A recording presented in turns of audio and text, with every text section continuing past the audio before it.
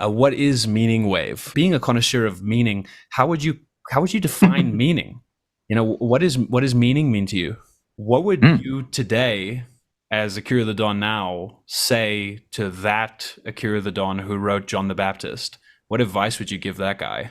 Which album is your favorite that you've made personally? Do you make like time in the day to just listen to stuff, podcasts, etc., and try and kind of explore different areas so you can find new material for Meaning Wave, or does it just kind of come naturally, organically in your own normal listening patterns? Do you think that's a key to? Do you think that's one of like the essential principles to being productive?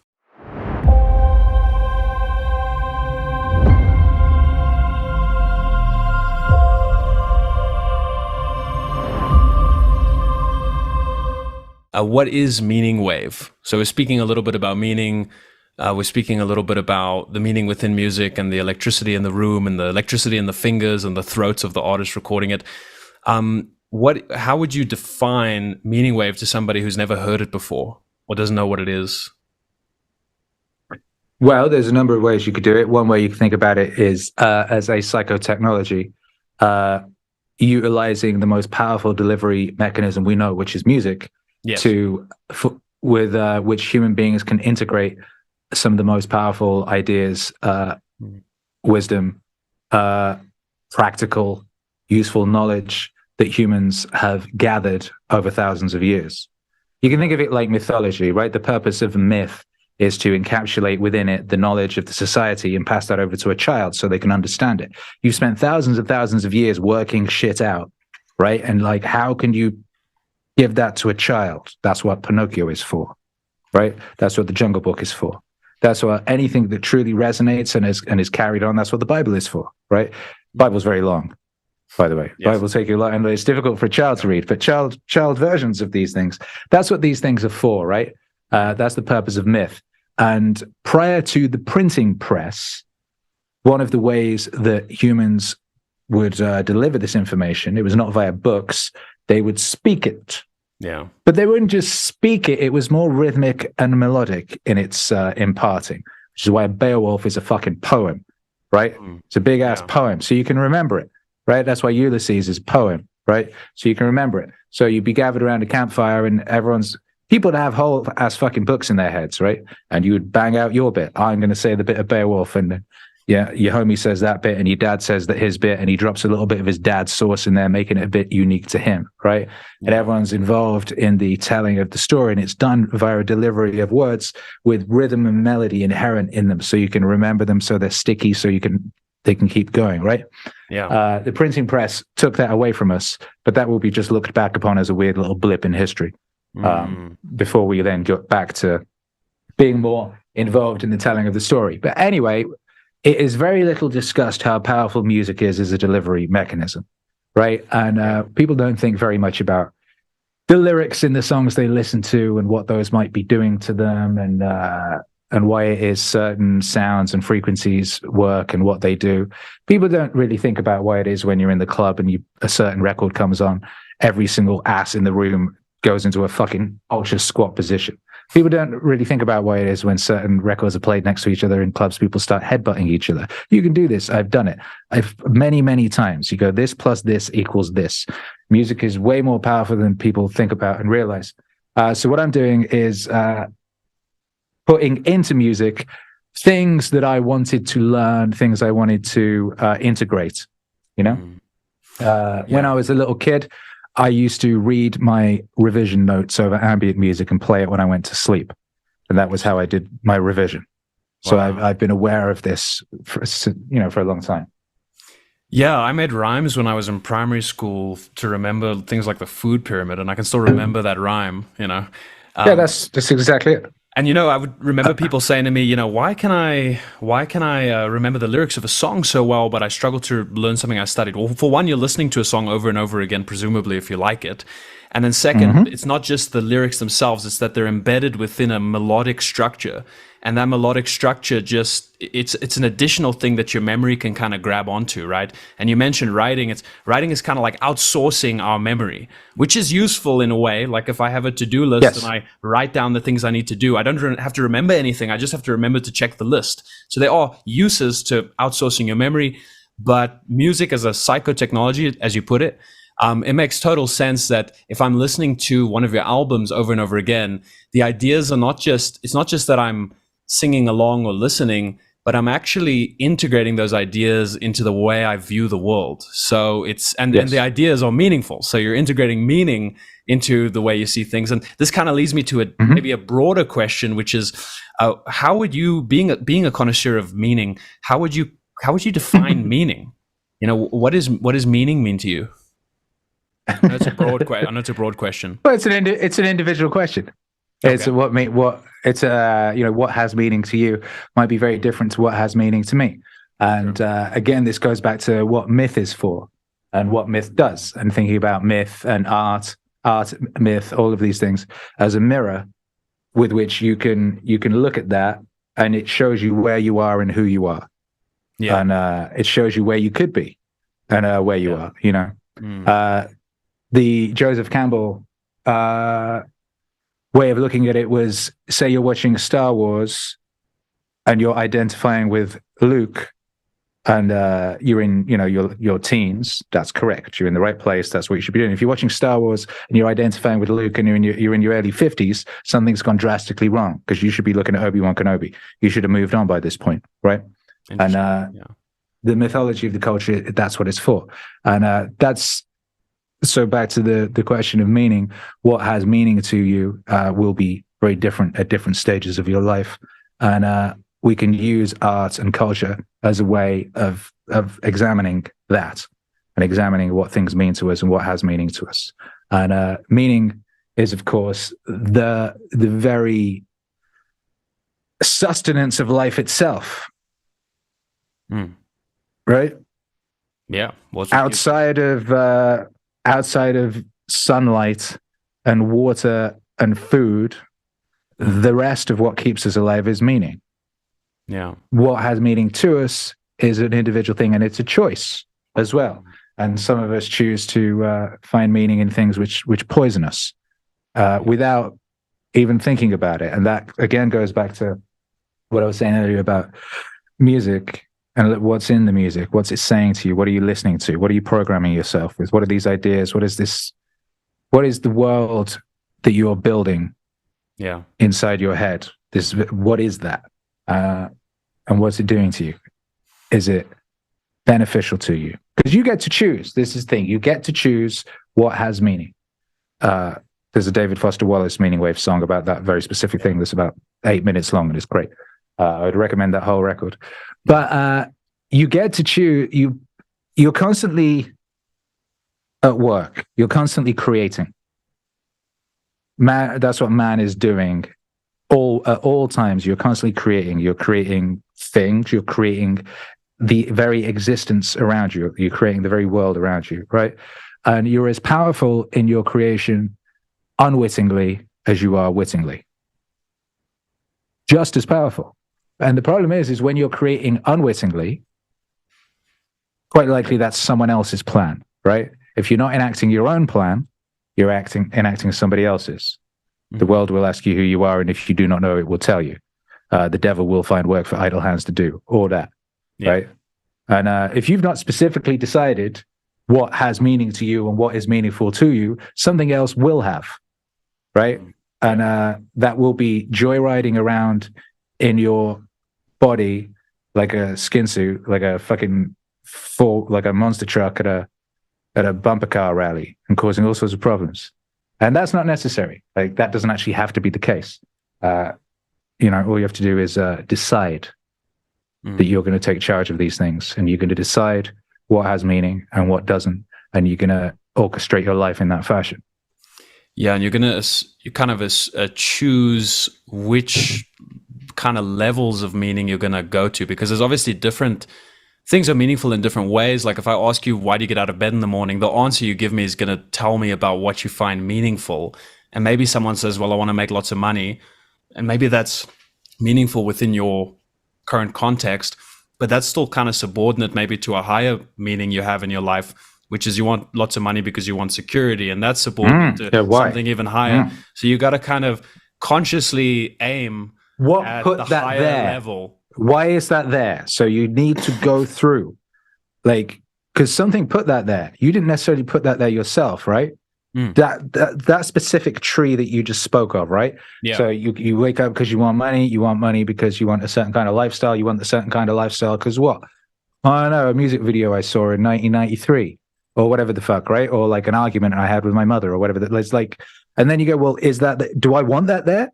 Is that good for you? It doesn't have to be there, right? That you could go remove that thing, and if you remove that thing, everything underneath it is suddenly gone, and you get to construct your existence. You get to construct your reality in the manner of your own choosing. You are the artist. Everything, everyone's an artist because an artist is someone who makes choices, right? Okay. So you go, if I put this brushstroke here, that is a cloud. If I put that one there, it is a tree or whatever the fuck, right? You're making decisions. Everything you leave in and you leave out is of mad importance. You're making a song, you go, I'm going to put a hi-hat here, I'm going to put a snare drum there. If you do it in any other way, it's radically different. You do that with your life, right? I'm going to do this, I'm not going to do this. Everything you do is of massive importance. And if you change one thing, everything changes. The world changes, right? Yeah. So if you walk around in your life not paying any attention and you just look like you're flailing around like a monkey with a paintbrush, but like, you know what I mean? You don't have to be. Your life is a masterpiece of your own choosing if you act with deliberateness of purpose. And if you actually think things through. I would say, like fucking almost all unnecessary suffering is a direct result of people not thinking things all the way through. People will go through like one level of thoughts. Say there's 10. People will go through one and think they've done it, right? That's how you end up with communism. It's like people didn't think it all the way through. It's pretty simple if you think it all the way. You go, oh, fuck, that will happen. If we go dump, but they just think about the nice bit at the beginning and they don't go all the way through.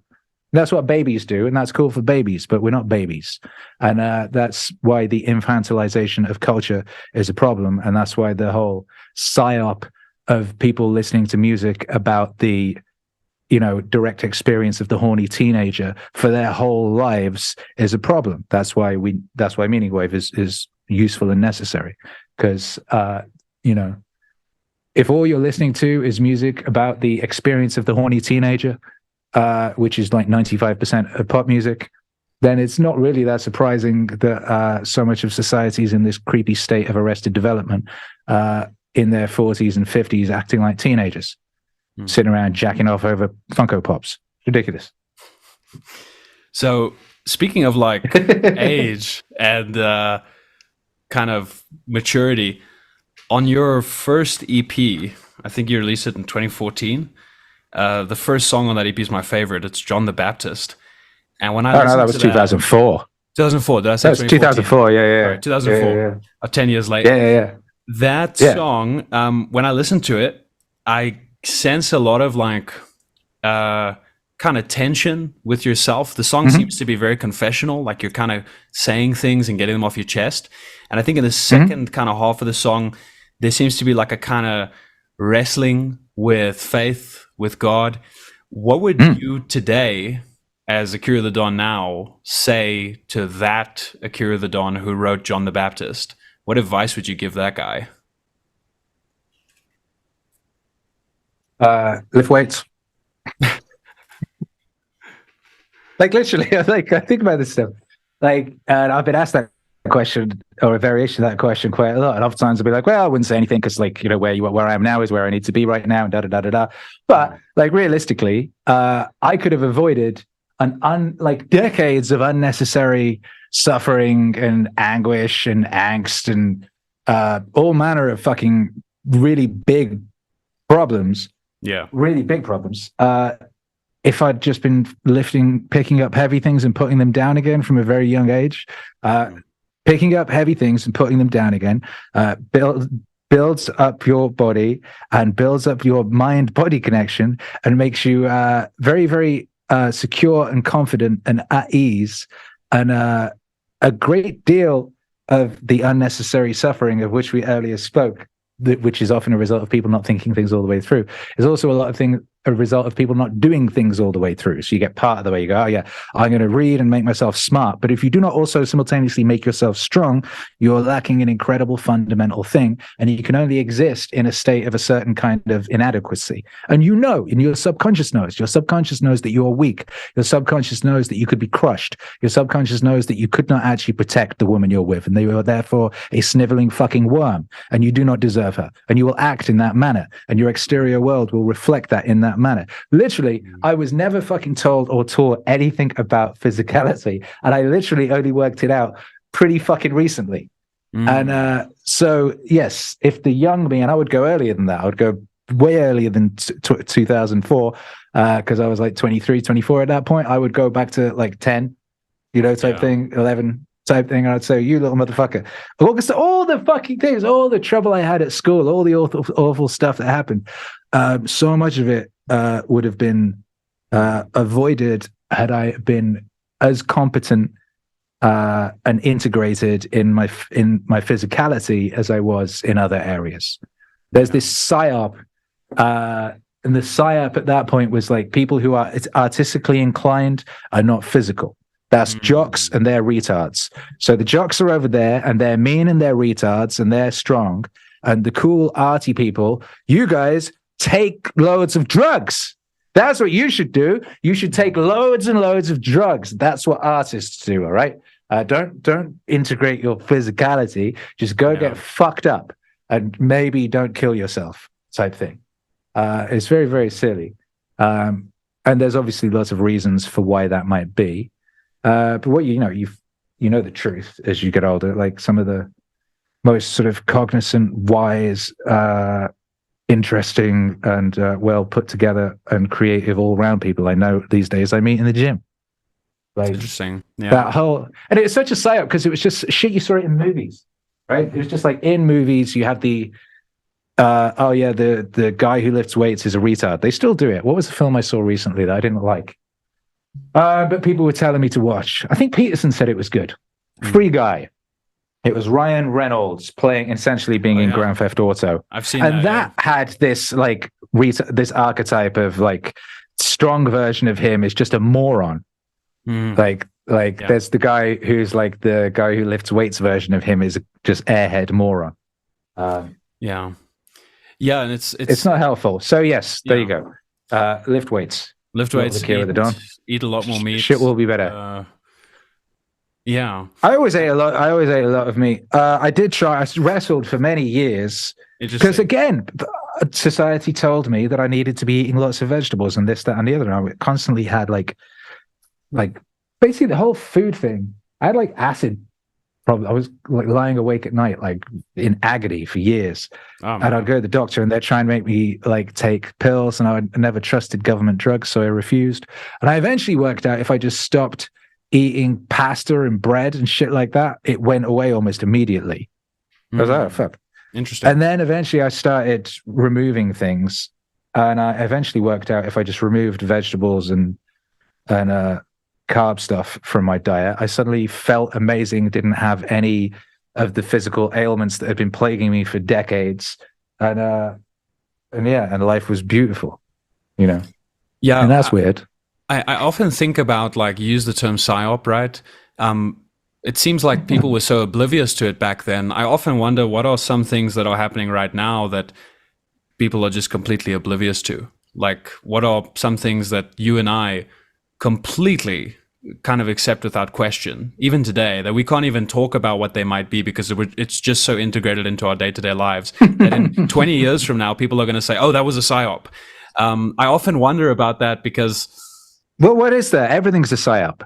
I'm going to do a new version of that song. I got that song with Reva Tez, Everything's a Scam. And we need a new version called Everything's a Psyop. Because the fuck it is. Well, by psyop, you mean psychological operation, right? Yeah. And you mean well, I guess MeaningWave in a way is like a positive psyop. Yeah, exactly. Well, here's the thing. You're going to, like I was saying earlier, program or be programmed. The world will ask you who you are, and if you don't know, it will tell you. So if you are not programming yourself deliberately, something else is. At all times, everything's a psyop. And you go, all right, well, like some of these psyops were set in place a long time ago, and people don't even know they're psyops anymore. They were set up 2,000 years ago, 10,000 years ago. People forgot they were psyops. They're still psyops.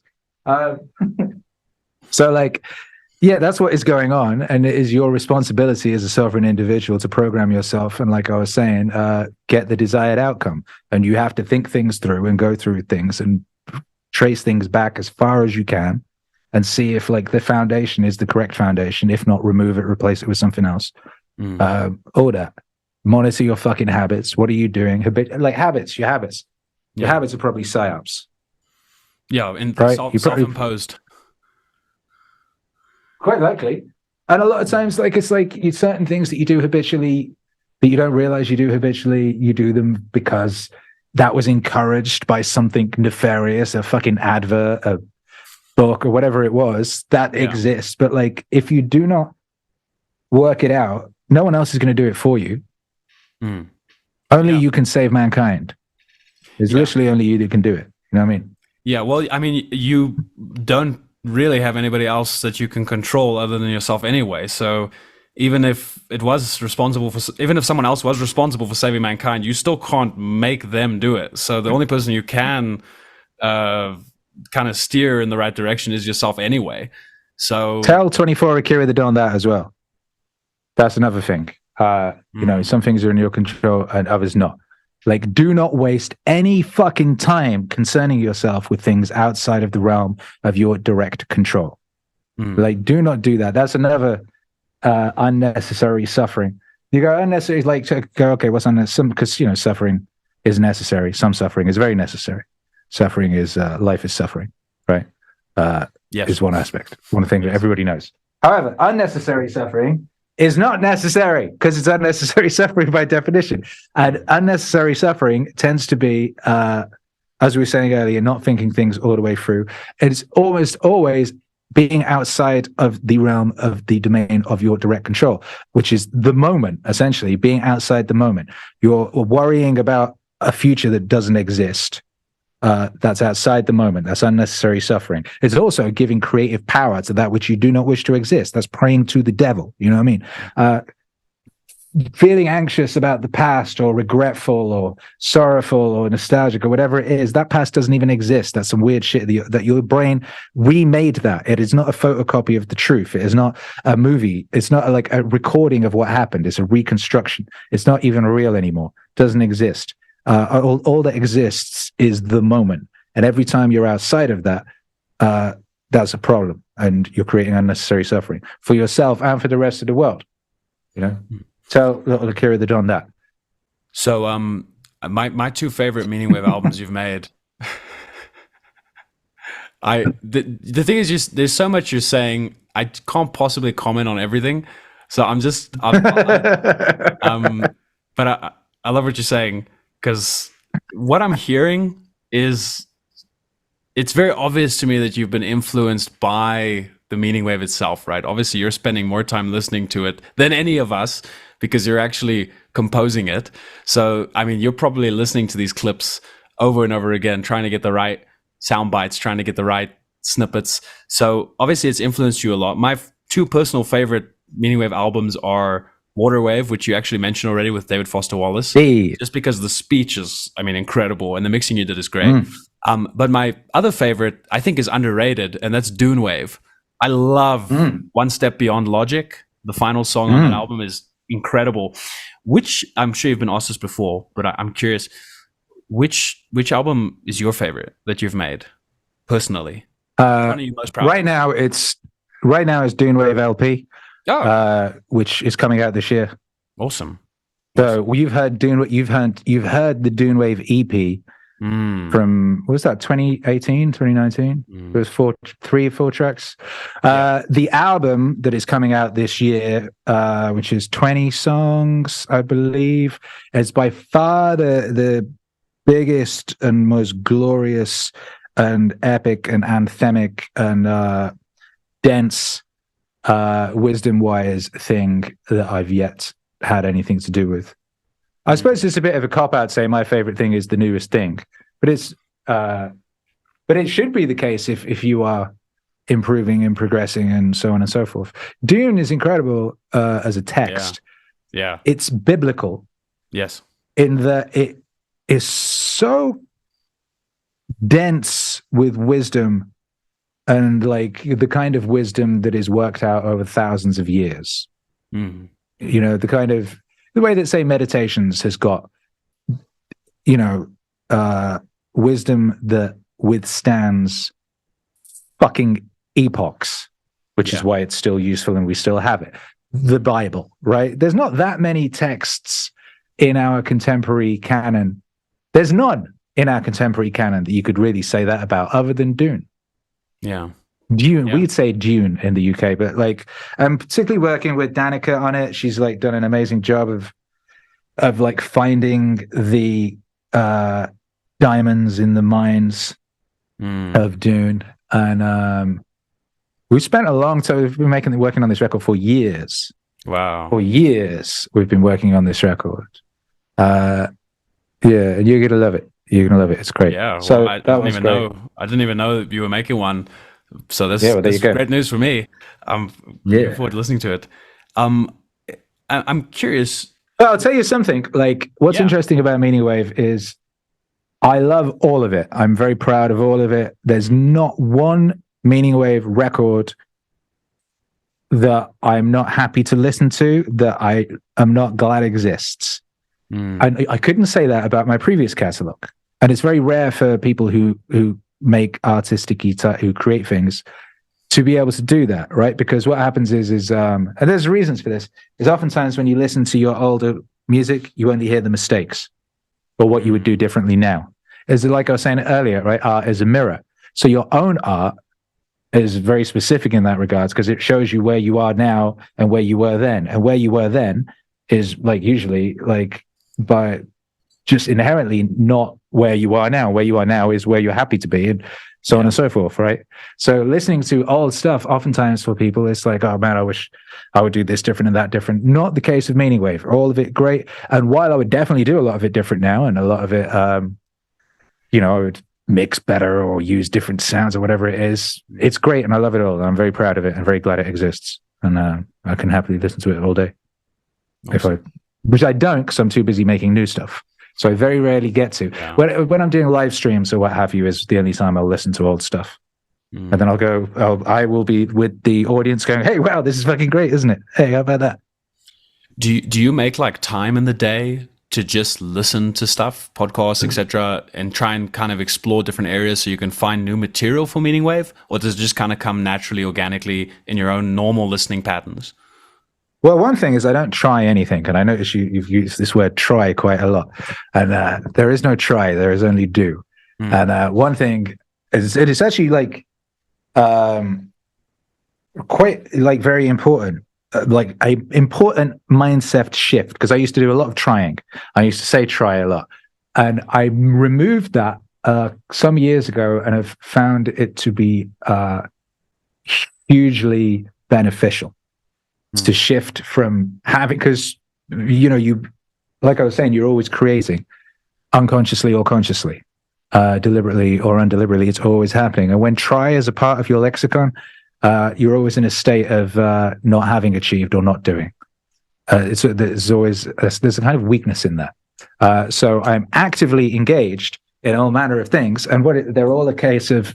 So there's pretty much everything in my life. I am aiming at being deliberate and chosen, and I'm constantly finding areas which need refining, constantly. And I suspect this will go on forever, and I will die, right? Constantly finding dead wood that needs removing, constantly monitoring my habits and finding some fucking stupid, unuseful thing that I've picked up from somewhere that is not serving me or anyone else. But it's a constant state. But with regards to what you're talking about there, part of the aim that I have, and part of the person I'm aiming at being, and the work I'm aiming at creating, and the usefulness I'm aiming at embodying, involves research, certainly, and involves listening to things. You have to. It's like crucial. It's crucial that I be listening to new music. It's crucial I be listening to old music. that I do not yet know. It's crucial that I be reacquainting myself with certain things for specific reasons musically, because music is a time travel device and it's very useful to go and find certain things from the past that you might need in the present. I'm consistently listening to things that might well become MeaningWave, or will certainly help me to understand certain things greater, take me on journeys and adventures that will lead me to places that I need to go. And it's very easy to resist certain things, you know, and it's very important to force yourself to do certain things. No, I am going to listen to this 1 hour lecture and not a series of 5-minute drivel videos about pop culture or something. Yeah. Like, which is very easily done. You only have a certain amount of time. And it's like, wow, you could listen to X guy complaining about Star Wars for 2 hours because it's like easy and fun and entertaining, or you could listen to whatever audio book from ancient esoteric text that changes everything forever. Blah, blah, blah, blah, blah. Anyway, that was a long ass answer to that short question, which, and the answer is yes. Yeah, well, it's a good answer. And it's fucking crucial. What you said about try is so true, because it kind of makes me think of something Christ says, which is let your yes be yes and your no be no. Right? Don't say, I swear I'll do this. Well, just do it. Let your yes be yes, or just say no, I'm not going to do it. But don't say I'll try and do it, or I hope I'll be able to. There's no try. Yeah, there's no try. Just there is no try. Like, if you allow that weakness and weak language in your life, that's what you'll get. Do you think that's what everything will become? Do you think that's a key to? Do you think that's one of like the essential principles to being productive? Changing that relationship to trying. There is, non-negotiable. I keep saying to people, non-negotiable. People are like, oh, how do I get motivated to do stuff? It's like, there is no motivation. You do it. It's non-negotiable. Why do you want people? Someone was asking me the other day, like, how do I motivate myself to go to the gym? So, well, why do you want to go to the gym? He's like, oh, he's fat, right? And he doesn't want to be fat. I go, all right, boom. So you don't want to be fat. What do you have to do to not be fat? How many, you got to go to the gym 5 days a week, whatever you've decided. So you do it. That's it. There's no, I need motivation. There's no, oh, I don't feel like it. There's no, oh, it's raining. You just fucking do it. You reverse engineer your aim. Then you put in place systems that will carry you to your aim. And then you enact those systems. And you do that with the power of discipline. You know about discipline because you know meaning. You've listened to about 800 MeaningWave songs about discipline. Just fucking do that. Right? Yeah. There is no try, there's no maybe, you do it. And then what's cool about anything discipline related that you do that's a system, it will become a habit. Yeah. Exactly. And then it's just fucking carrying you. Your habit will carry you to your aim. Like fucking Alec Empire crowd surfing to the stage in Reading in 1994 or whatever. You know, it will just do that. There is no try will kill you. Try is poison. So much weak language. You've got to be really careful. Like I always tell people, you've got to monitor your habits, but you've got to monitor your language, because your language, right? That's the operating system of reality as far as you're concerned. If there's no word for a thing, it doesn't even exist. Right? If there's no way of conceptualizing a thing. No, it's cool. Cut you off. But yeah. Like, so you organize your perceptions with language. So yeah. So if you're allowing weak language in there, then that's what you will get. Yeah. It's all of it. It's like, and I'm constantly doing this, and you constantly have to monitor it. And the more you do it, the more you find. People walking around damning everything, right? People are like, God damn this and God damn that, which is a crazy thing to do, right? It's such a crazy thing to do. You're going around God damning everything. What does that mean? What does that do? Well, it's powerful. Where like either we believe that they are or we do not, right? And if you do believe that words have meaning and have power, then you really should be more careful with them. So you just shit like that. I don't be damning anything. And occasionally I'll fall back into it and I have to stop myself. I just switch that around and turned it to bless. So I'll be blessing everything, right? I mean, if you want to damn something, there's some things that should probably be damned. You want to be careful and go, all right, that will get damned. But you don't be damning things you like. You don't be damning yourself or your kids or your, there's crazy things to do. Yeah, that to me is, there's sometimes you'll hear people use certain words, and I'm probably guilty of it myself at some point, but you'll hear people use kind of very heavy terms for very kind of superfluous daily experiences, and you kind of go, I don't think you realize the weight of what you're saying, but you might not realize it, but there's a larger context that you're a part of. You do. You might not, but you do. What's the thing they were saying, red letter media? You know, you might not, but your brain did. Like, you didn't see that, but your brain did. Like, your subconscious you knows. Subconscious you knows that you've damned it to hell and back a million times and will treat you accordingly. Subconscious you does most of the heavy lifting, and the further through life you go, the more it does. And if you've trained that thing to think that you're the sort of person who sort of is wishy-washy and tries and is damned, then don't be surprised if your life sucks.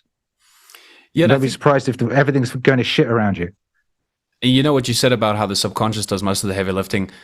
I think all of us have had an experience where we're walking with a friend and our friend says something like, hey man, you know you always say that, or you always do this. And you look at your friend, you sincerely are surprised and you go, really? Do I really do that? And it's so kind of unconscious that you're always doing it and everybody around you sees it. And finally someone has kind of pierced through the veil, and the last person to realize that you're doing that or saying that is you, until somebody points it out to you. And I think there's also an element of, this is where reflection from other people is necessary, because sometimes there's almost like a closed loop of the self, right? Where the self can't maybe see itself, like the eye can't see its own pupil without some form of reflection. And so in a way, it's not just the music you listen to, it's not just the media you consume, but it's the people. And I know you know this, but the people you surround yourself with. I mean, there's that famous saying that you are the average of the 5 people you spend the most time with. If you've got people who are just telling you what you want to hear, then you're basically cut off from reality. And you know, a lie is really, you know, in my mind, a lie is like restricting access to reality for someone, because the narrative in their head doesn't match what's actually happening. Right. So if you've got friends who are just lying to you to make you feel good, you're living in a fantasy world. You're living not in the real world. You're kind of restricted and cut off from who you really are. And unless there's that kind of reflection, there's that ability to look in and hopefully sometimes have friends do that for you, you'll always be one step behind yourself, if that makes sense. Yeah, of course. I mean, it's an evil. It's a disgusting and evil thing to do to a person, to not tell them the truth, and to go along with their delusions, to calcify the prison of their own delusions. What an awful thing! Those are not friends; those are wicked demons, and it's a terrible thing. And you know, that's why, again, that's why MeaningWave. You go, well, you're the sum of the people, 5 people closest to you. Well, you could choose them now, rather than listening to your annoying homie who's trying to get you to go to the pub all the time. You could choose to instead listen to the wise words of Marcus Aurelius, a song by Akira the Don, all day, and then become more like that motherfucker. You could choose Alan Watts. I used to think of it as like shoulder angels, you know, like those cartoons, like. In the old cartoons, you'd have like a devil pop up on your shoulder, and then there'd be like an angel pop up when you're trying to make a decision. Devil's going to do that thing, and the angel's going to do that thing. And your homies be like that, right? But I'd be like, oh, what if I just like decide I concoct my own choir of shoulder angels? This was early, so I was like, all right, what would Jocko Willig do in this situation? And so when I'd be presented with things, little Jocko would pop up, and he'd go, stop being say good. Something. What would David Goggins do? Stop being a bitch. All right, I will stop being a bitch. David Goggins, Angel says, stop being a bitch. You know, the early sort of MeaningWave pantheon was a case of me building a choir of shoulder angels who would essentially act as the people closest to me, the 5 closest to me that I wanted to be most like. And everyone can do that now. You can choose the inputs. You can choose the who you're going to be listening to the most, whose advice you're going to be listening to the most, who's just general energy or general sort of integrity or whatever it is that which you have around you the most. And again, that's down to you choosing with deliberateness how your life is going. And again, that thing that goes back to you, the whole thing about myth and art being a mirror. if you're like some deluded motherfucker who thinks, yeah, everything's great, and your homies are telling you everything's great, but still your life is shit and it must be someone else's fault. But like using art as a mirror can be very helpful. And it's usually a case of the things that you resist. Right? Here's the thing. Oftentimes, it's really good to pay attention to what's annoying you about other people. Yeah. Because what's annoying you about other people is usually something in you that is in you, and it is actually something you need to fix about yourself. Yeah. You know, I can't remember when I worked that one. I heard that, but I did. And then I started applying it to myself, and I've always done it ever since. When I find something or someone annoying me, rather than just going into the annoyingness of them, I'll go, oh shit, okay, so this is probably something in me, and have a look, and I will usually find it. Yeah. In there. You know? Yeah. And it's usually things to do with relationships, like the way you relate to other people, because normally you discover that thing that person's doing through your relationship. So it might be that they constantly interrupt you, and you start going, man, this guy just interrupts me all the time. But you don't realize that he's interrupting you because he can't get a word in because you're interrupting him the whole time, and you just you don't see that, right? I had a colleague at Bargain at a bookstore I used to work at called Bargain Books a few years ago, and we were just colleagues. But one day I was chatting to him, and he said something, and then I interrupted him, and he just stopped and he went, "Dylan, you got to stop this, man." I said, "What?" He's like, "You always interrupt me." And it was like the scales fell from my eyes, and I realized he was right. And there was nothing I could do but apologize. And then after that, I noticed how often I did it. I was a very, very bad listener, but only once I realized that could I actually go into conversations and think, okay, I'm just going to try and learn. I'm just going to try and figure out more about the other person. So maybe it's not even a friend. Maybe it's a colleague or a stranger even who might tell you something. And in some ways, it's more likely to be a stranger, possibly because a stranger doesn't have any long-term relationship with you. In some ways, a stranger might give you more honest feedback because they don't need to appeal to your ego for the sake of the relationship. So sometimes I think even strangers, we don't want to ignore their inputs and just dismiss them as someone that doesn't know me. Maybe the fact that they don't know you is actually giving you more reliable feedback. Yeah, of course, certainly. In the state of that, though, it's not even the feedback they're giving you; it's the feedback you get from how they make you feel. So, for example, I have a Spanish teacher, and he was annoying me the other day because he kept talking over me, and he was being very loud and sort of like banging things around and stuff. And I was like, "That's annoying me." And then I was like, that's basically me. Like, I basically am guilty of doing that. I am guilty of cutting over people sometimes. It's one of these things you monitor and you make sure you're not doing it, and it'll start slipping back in sometimes, right? Yeah. And I was like, I also can be just like unnecessarily loud and bang things around. And I'd be like, well, that's just me. That's fine. That's who I am. But I was like, well, it's annoying me and him. So like, maybe it's just a case of I could just monitor myself a little more in certain social settings and see if I am or am not like talking over people unnecessarily or being unnecessarily abrasive or what have you. And that's probably the case. And it's not necessarily always the case either. Maybe you fucking had a headache that day. But the thing I found that is just really useful is that in life interactions, when things annoy you about other humans, that's a great opportunity for you to go, maybe it's me. It's a bit like Scott Adams' ka-ching. Yeah, write that down. Scott Adams' ka-ching thing, which I need to turn into a song. It's on my list. I have a very big list. Anyway, I think I might move that one up my list. He had a little thing, just throwaway thing he said in a live stream once. Of cha-ching, you read a negative comment online in your head, rather than being like, oh, fuck's sake, you say cha-ching. Because that's like free money in that, hey, maybe you just learned something. Maybe there's something in what they're saying that's actually true. You don't like it now. It hurts your ego now. It's annoying now. Maybe there's something in it that's useful. So you just go cha-ching and move on, right? So you don't have the negative, oh, I feel bad now. You go cha-ching, could be useful. Maybe it's not useful, but associating the negative input with the positive response, that perhaps you will learn something, perhaps it will basically at some point make you money or make you better or something. Might not. But it removes the negative association and it stops you getting bummed out when reading large lists of comments. Most of me, like, it's like 99% incredibly positive.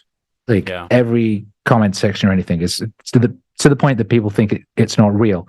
I remember Peterson being just amazed by it. And talking to lots of people about it. He was on a bunch of different podcasts going, Akira the Don's comment section is amazing. He was telling Wim Hof about it. And, but like, so you every day I just did it. Every day I spend a certain amount of time in the morning reading as many comments as I can before I do my Spanish lesson. I go through emails, I read comments, respond to as many as possible. As an allotted period. And there'll be 99% incredibly positive. There'll be like one, maybe, that's mean. And those used to bum me out. And then I'd have that feeling of, that would infect other things. But the cha-ching really, really works. You go, oh, boom, nice. And then you move on. Well, just saying cha-ching makes you feel good.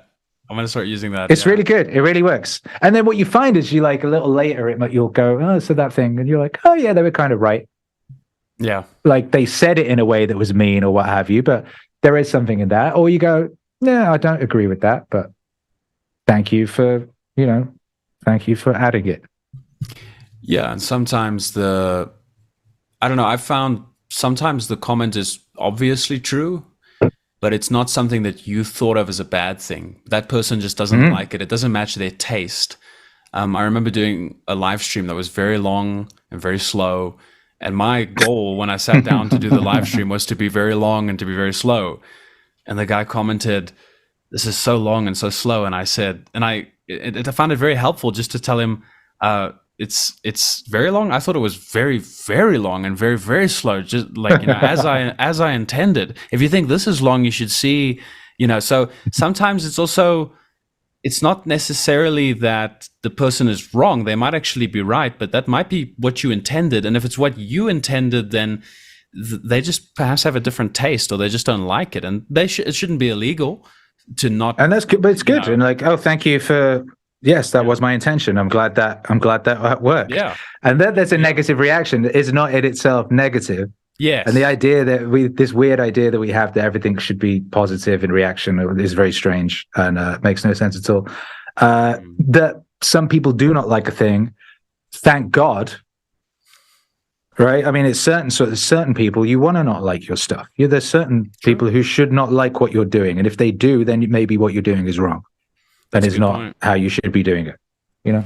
So the important thing with all of those things, the sort of lesson in all those things, is that social interactions or experiences that could be negative and could poison us in some way and affect us in a negative fashion do not need to. And it's purely a matter of choice on our part that we choose. A bit like at the beginning of the conversation we were talking about, you get to choose what has meaning, right? You get to choose if something affects you negatively. Yeah. You get to choose how you react. That's what you have power over. That's all you have power over in a way. With regards to other people's actions, you have power over how you react to them, or whether you react at all. That's your power. I do think Chesterton has this great line where he says something like, "There's a connection from the eyes to the heart that doesn't go through the brain." So I do think on some level you might see something and it gets to your heart before you get a chance to decide how you're going to view it. So you might have an emotional response that hits you immediately, and that might be in some ways out of your control. But right after that, when the mind enters the conversation, at that point you kind of need to take the helm.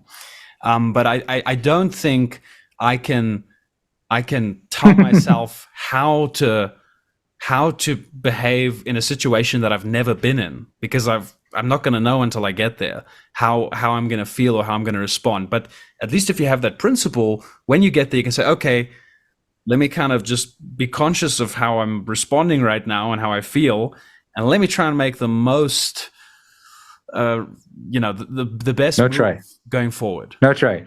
Let me go forward in the best possible way. No try. I'll put a little try counter on the video, and every time one of us says try, it'll just get exactly. It's detachment is the key. So there are little things that you can do. If you're in one thing I've done is like in any kind of situation where an emotional response might occur, it's smart to anchor yourself to yourself, thus for reminding yourself that you exist, you have control. Everything that comes in, it's like a plastic bag in the wind. It's not you. You are not your thoughts, right? Or your emotions. You are that which is aware of them. That's what you really are. You're not saying, I don't know how I am going to react. It's not you reacting. You are that which is aware of the reaction, right? So you want to, that's what you want to occupy as much as possible. And you want to discipline yourself to be that as much as possible. And it's a very simple way. What I do is I do the Vulcan thing. I trained myself to do this walking around New York like 20 years ago. I just stretch my hand. And doing that reminds me of my physicality, which ironically reminds me that that's of what I actually am, which is not the physicality. It's that which is aware of the physicality, not the thoughts, that which is aware of the thoughts, right? Not the emotions, that which is aware of the emotions. So if I'm doing that and there is an emotional response, I am able to be aware that the emotional response is coming in and observe it like a plastic bag in the wind going by the window. Now, I cannot do this all the time yet. It is a work in progress. I am very much working on it, but I am way better at it now than I ever was. And the more I do it and the deeper into that I become, the better everything is. And I do believe it is possible to be that as much as one might wish to. Like, do you think, or as much as, because there are some things in life you don't necessarily want to be watching John Wick 4 aware that you are consciousness having an experience in a mortal body or what have you, right? Sometimes you want to dissolve and allow that to dissolve.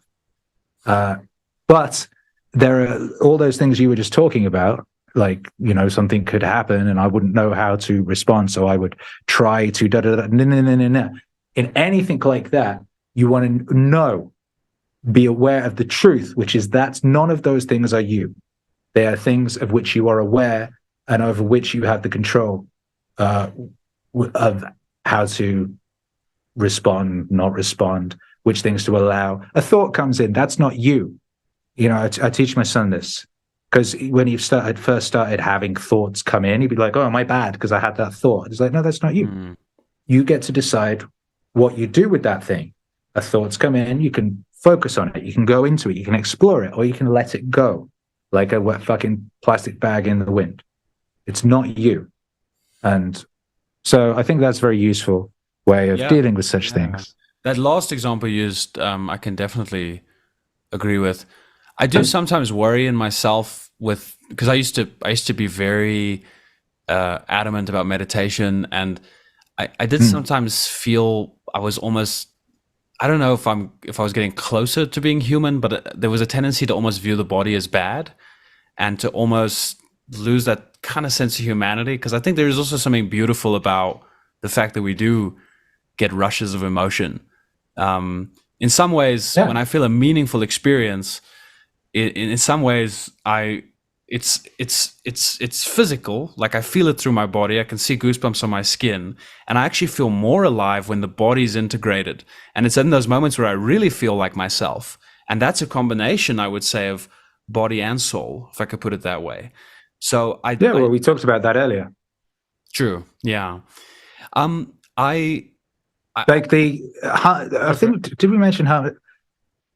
We didn't mention heart mind, but no, I was saying harmony. Harmony is the fundamental, right? Everything is waves, everything is frequency, everything in that we are aware of. And the fundamental is harmonizing, right? Yeah. And you have to do that within yourself, and then you have to do that with everything that you interact with. And the more in harmony you can become, the more beautiful the experience. And the further away from harmony you get, the more discordant, the more unpleasant the experience, the more painful the experience, in unnecessary pain. Sometimes, useful pain is good. So that's that. And what you said there with regards to you started feeling your body was bad. I mean, again, that's you were putting a belief and a judgment onto something which is. There can be no good or bad. And certainly that of you which is aware of your thoughts and is able to be distant from them, that part of you, the true part of that of you does not have such judgment of things being bad. That's not that you. That's still a thought. Yeah, I get that view. I get where you're coming from. I get where you're coming from. True you does not have such petty, unuseful attitudes. Like true you. That is something that you would have picked up somewhere that would need reverse engineering a bit, right? That would have been something that somebody told you, or you saw in a movie or something like that. That would be an association and a thought and an idea and a sort of mimetic infection that had come in somewhere along the way and lodged itself in. That was not the actual you. That's not the pure loving awareness you that is beyond all that. Yeah, I'm with you there. At the base of things is love. I'd say love is the source of all things. So at the root level, love is animating the world, which is expressed in Christianity, right? The idea that the world is created for and by love. I just, I used to hold very much to Watts's view that ultimately, because I think if you listen to enough Watts, which I'm sure you have, ultimately you get to the point where Watts is basically telling you that you are God, right? But not God in the Western sense, but more in the Eastern sense, kind of elements of Taoism, elements of Buddhism. But I found it very difficult to kind of reconcile that with abject suffering, because I couldn't kind of square why do I experience direct or see direct abject suffering if this is just a game that I'm playing on myself? Like why cause myself suffering just to play a game? It made more sense to me to think, well, maybe there's a good God and the world is fallen, and that makes more sense to me logically, that a good God can allow evil to exist and to bring a greater good out of it. But I find it very difficult to imagine that I'm putting myself through suffering just for the sake of a game, because in the moment the suffering does feel very real, whether it's an illusion or not. But that's a whole other topic we don't have to go into. But that's been it's a good topic. It's a great topic, and it's something people ask me about a lot, and it's something that particularly comes up with people who are approaching things from the sort of Wattsian lens, and then they're looking through the Petersonian lens, and then they're confused as to how these things can synergize, and particularly with the question of suffering. And so you said a good God, that would suggest that there's a bad God. Well, what are you saying that there was only good and evil? Well, yeah, that's duality, which is secretly unity, and you have to have. You can't have light and no shadow. True. It just becomes nothingness. You have to have the contrast. Now, if you're talking about the idea of God playing a trick on himself, of the idea of the human experience being God creating deliberate limitation, the idea that's in the Dreams album. So if you could have it, if you're God, you could do anything, have any dream. What does he say? Okay, so you have any dream. If you can, what do they call it when you can do what you want in a dream? Lucid. You can lucid dream. So you go, boom, run around. You do all the things you ever wanted to do. You bang every chick you ever wanted to bang. You eat every cake you ever wanted to eat. You do all the stuff. Wow, wow, wow, wow, wow. Eventually, you get bored. Eventually, you get bored, so you have to start inserting limitations. This is like with computer games. Saints Row 3. I like Saints Row 2. In Saints Row 3, you essentially get fucking superpowers after playing it for about an hour. And so at one point, you've got this game where you're sort of driving around a city and causing mayhem, and you can throw bins at policemen. It's very fun. But in 3, essentially, you start getting fucking superheroes. And once you're a superhero, you can literally fly from one side of the map to the other in a minute. It's boring. You can just nuke a building for space. It's boring. Like, what the fuck? So to make that fun, you need to remove the god powers and make things interesting again. I fucked up Red Dead Redemption 2 for myself when I first played that. I did a gold hack. I saw online there was a thing that you could like spawn infinite gold. I was like, I did that. Ruined the game, right? Because it was suddenly no fun. You have everything. Where's the fun in that? Like, the suffering is what makes it. Why suffering? That's the contrast which makes everything else worthwhile. There's nothing that you have in your life that's of value and worth to you that you did not struggle to earn, right? Nothing of value. Can you come up with something now? Well, my life itself, I didn't struggle to. The life itself. Well, you don't know that. You actually don't know that, and your life you did struggle to earn. Everything in your life came from the struggle of your life. You could go, okay, rewind to the very beginning of the moment of birth, and you say, well, I didn't struggle to achieve that. Well, actually, in a way you did. That sperm went through all manner of fucking hell to be the one sperm that fertilized the egg. Imagine you're a gang of fucking sperms. RZA's got a great song about this. Million motherfuckers tried to race ahead. I was the one that fertilized the egg. Nah.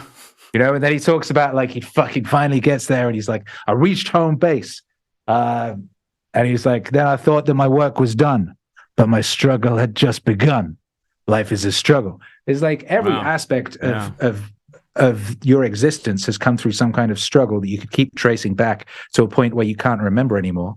And on it goes. But back to the question of, so there's the game. You'd have to insert struggle and suffering if it's a game. If it's God playing a game, one way of putting it, you have to have that. Otherwise, what's the fucking point in the game? It's boring. It's no fun. You don't want to play it. And the whole point of the game is to keep playing the game. I agree. I just don't think that I'm the one orchestrating the game. I think there's something outside of myself. You know, you talked about the kind of higher self. So I don't think it's just, obviously, I'm not confusing the ego for the self you're talking about, right? Because I think we would both agree that the ego doesn't really have much control. The ego's mostly an illusion. But I think, I'm curious, maybe we could just go in this direction and kind of start rounding it off. But with that Wattsian view, I kind of didn't feel like there was anything outside of me. And by me, I don't mean the ego. I mean, even in that broad Brahman definition, ultimately it's just me.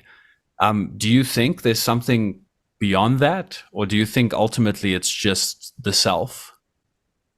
Well, I would say that the self, what we were talking earlier about language, right? And the power of a language. True. And self seems to reduce everything to a small little point, right? Mm. So if you're saying everything is the self, which seems like a crazy thing to say anyway, and I do not think that that's what anyone was saying. The idea is that it's in Christianity. The power of creation is available to everybody through my son, Jesus Christ, right? Through Jesus Christ, the power of all creation. Jesus Christ, who came to earth to die for our sins. Jesus Christ, who embodies so much. And one thing that Jesus Christ, it says specifically in the Bible, is that, all come to me through him, and he is in all. So Jesus Christ is in you, right? If you subscribe to that point of view, yep. Which means that the infinite power of creation is within you as well, which means that God is within you as well. So you could think of it as there's different, and it's, again, all of this is a choice. You get to choose the meaning, right? You get to choose the operating system through which you experience this veil of tears, right? So you could choose to say, okay, Christ is within me, and the power of God in Christ is within me if I choose to believe that it is. If I believe in Christ, then I believe that the power of Christ is within me, which means this, I have the power of creation. I have the power of God within me, which means I do have power over this existence. I do have power over this life. I do get to decide. I'm not a victim, right? Yeah. You can choose that framework. Yeah, power over this life in a kind of very specific sense, right? As to what you can do individually. Only you individually, of course. Yeah. Only individually. But what you can do individually, I do not know if there's a limit on that. I have not seen any proof that there's a limit on that. The only limit I have seen on that in my own direct experience is the limit imposed by myself. Yes. Yeah. I mean, other than the obvious kind of like physical limitations, because there clearly are boundaries. You talked about duality earlier. Like there's this supposed boundary between you and I, and you might call it Maya and you might call it illusion, but there is a boundary. So for me, the interesting question is, why is the boundary there in the first place? Not, the boundary is illusory. That's kind of to me, that's the first question. The deeper question is, well, why are there boundaries? Why do I feel myself as separate to you? Is it just because I need to feel that way to have this experience? Or is there a reason why? Is there a meaning why I feel myself as an individual ego? And perhaps the ego itself is not bad, but the ego is something that's needed, because through this ego and through some limitation, I can actually impact other people in a positive way. Although I don't think I'm not trying to disagree with you on anything, because I don't disagree with anything you just said. Yeah, I'm actually with you on a lot of that. I tend to lean more towards, I mean, you mentioned the Petersonian lens and the Wattsian lens. I used to be completely Wattsian. Then I kind of moved more towards Peterson. And then I kind of eventually, I'm more now Chestertonian, G.K. Chesterton. The Catholic view makes a lot more sense to me. It's just, I am Catholic. So that view just kind of, it kind of scratches the itch in a way that you pick, the other views. You get to decide. And what you should do is pick the operating system that allows you to have the best experience. And that's all these things are, is they're operating systems for navigating this experience in this realm. People can argue, this was the right, the argument, which is the right one, or what have you. Like, what is the optimal life for you? What kind of person do you want to be? What person, not even what kind, that's too vague. What person do you want to be, right? What do you admire? And what is the ultimate person of yourself, the version of you that you would most admire, that you wish to exist, right? And give to the world. Wes Watson says something like that I really like. He talks about like building the best, that version of yourself, I think, that you would admire the most, and then give that to the world. What a gift, right? Yeah. What a wonderful thing to do. And when you think about it, how not doing that is an awful, selfish, turd bag thing to do, right? How to allow yourself to be like a weak, unuseful, crappy version of yourself and have that flailing around, causing problems and damaging things and getting in the way, when you could be the fucking great, glorious version of yourself that you could be most proud of, that your ancestors would be most proud of, that would make sense of all of their suffering and all of their sacrifice. So here's you, after everything they went through, everything your grandfather went through, his grandfather went through, your great-great-grandmother, all these things they went through, and here's you. How could you not be the ultimate version of you when you have the opportunity to? There's nothing getting in the way, there's nothing getting in the way of that other than you and your own self-imposed limitations. You dick. How could you do that? You know what I mean? And in order to achieve that, which operating system is going to best work for you, right? And you can reverse engineer that, and you're smart, you've looked at things, you've read things, so you can go, okay, I do not think that a purely Wattsian approach to this, as I understand it, because maybe I'm misunderstanding some things he said and whatever.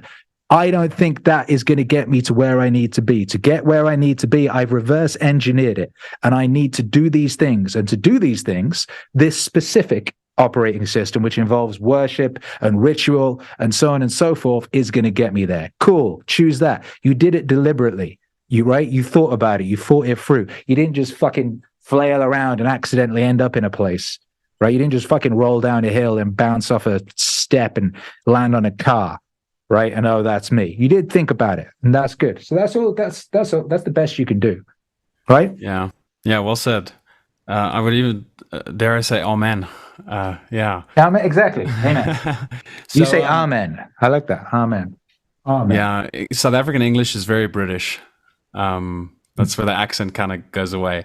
You guys. Yeah, we used to say amen. Ah, yeah. I've lived outside of the UK so long. I now say amen, like other people. We used to say amen. Amen. You're so right. Yeah. And you probably said can't instead of can't. Although you still have a lot of your accent. Just Can't. from. I never said can't. I've never said can't. Yeah. You have. It's different. Like, yeah. Yeah. You North and South in the UK, there's different. It's very rare. UK is crazy. You can check a brick, and by the time you go pick up the brick, the accent is different. Wow. You know what I mean? People's accents are like radically different, like in a small ass place. So, yeah. Anyway. Well, Akira, if this isn't nice, then I don't know what is. Let me end this off. Let me end this off just by saying the point of my channel on YouTube, the reason it's called Existential Delight is I'm basically trying to be the opposite of an existential crisis. So every video, every interview, try and make people feel good about existence and taking a kind of philosophical, but it's really about focusing on G.K. Chesterton's work and introducing that to the world. So just to end this off, and thank you again so much for your time and for sharing your thoughts and for the back and forth. I've really enjoyed it. I just want to tell you something that he said, and I'm just curious what you think. I think you'll agree, but I'm just curious. Chesterton quite famously said, meaninglessness doesn't come from being tired of pain. It comes from being tired of pleasure. Yeah, obviously. Yeah. Obviously. Completely correct. Yeah, what could you add to that? Seek freedom and become a captive of your desire. Seek discipline and find your liberty. That was Dune. That's really Frank Herbert, the immortal really Frank Herbert. And it's obviously completely right. And this is where we are. And this is which way Western man, right? Yeah. And over there is OnlyFans and I don't know, whatever shit food people eat that isn't food these days, fucking whatever. And all the so-called easy choices. Anyway, there's an easy choice. Don't do that. Do the other one, right? It's pretty fucking simple. Everything is so beautifully inverted these days. It's very, very easy to navigate this realm, this veil of tears. Just don't do what the capital T HEY that DJ Khaled's always warning you about. Just don't do what they say. And yeah, I can agree. I became a dad about a year ago. My daughter's just over a year old now, and it's the most challenging. That's picking up. What did we say earlier? Pick up something heavy. That's that. Gosh. Yeah, that's picking up the heaviest thing you can think of, right? Yeah, is accepting that responsibility and then actually doing all the things that your conscience, right, tells you need to do. All the little niggly things that you're like, oh no, I don't. Listen to that fucking voice. It will tell you everything you need to know. I had my son immediately. This, stop that, stop this, do this, da da da da. Oh, I don't want to. Oh, fucking all right then. Do all the stuff. Yeah. Take the responsibility and then become something worthy. Your kid's going to look at you like God. You need to be worthy of that. Yeah. They're going to copy you. That's the goal. They're going to copy everything you do. Be worthy of that. You know. Good advice. Yeah. Thank you. How old's your kid? Just over a year. She turned a year on the 17th of March, which was 6 days ago. Yeah. So she's very young. She's just learning to walk now. But I wanted to say, most challenging but most meaningful thing, I think having a child gives you a default state of meaning automatically. Oh, yeah. It's an easy life hack. Yeah, well, like, it was easy. In a way, I've said this to people before. I feel like you're sort of directionless and or like, just fucking have a fucking family. Make a family, right? That's what people used to do. Worked for fucking thousands of years, right? Have a family, accept some responsibility, turn yourself into the person worthy of the admiration that will be just gifted upon you automatically by your son or daughter.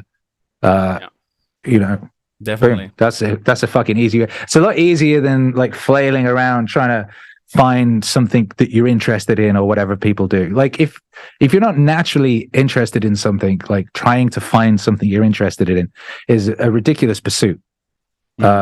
And a much easier thing to do would be to pick up the heaviest thing you can think of, and boom. If a kid isn't that and a family isn't that, I don't know what is. Yeah, absolutely. Thank you so much, Akira, the Don, Adam, for your time. Really enjoyed speaking with you. God bless you, Dylan. Yeah, God bless you. Yeah, likewise. Keep doing what you're doing. I'm looking forward to that Dune album.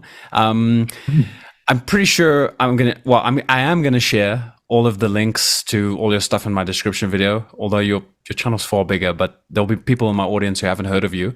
If someone went to your YouTube channel after this video, what would you recommend they start with? Yeah, that's a good question. Well, it depends. Like I said, it depends on the individual. Depends on where you are in your journey and what have you. I would say the pinned video right now is good for everybody. That's a good one. What I always say with a good way of experiencing MeaningWave would be, and there's a playlist on the YouTube channel and on Spotify and all the others that has everything in it, is to just go to that and hit shuffle and just dive in randomly. And you'll probably find what you need. Yeah. Life tends to work in that fashion. Yeah. True. Great. Thank you for if you let it. If you allow it to, life can be an incredibly magical thing.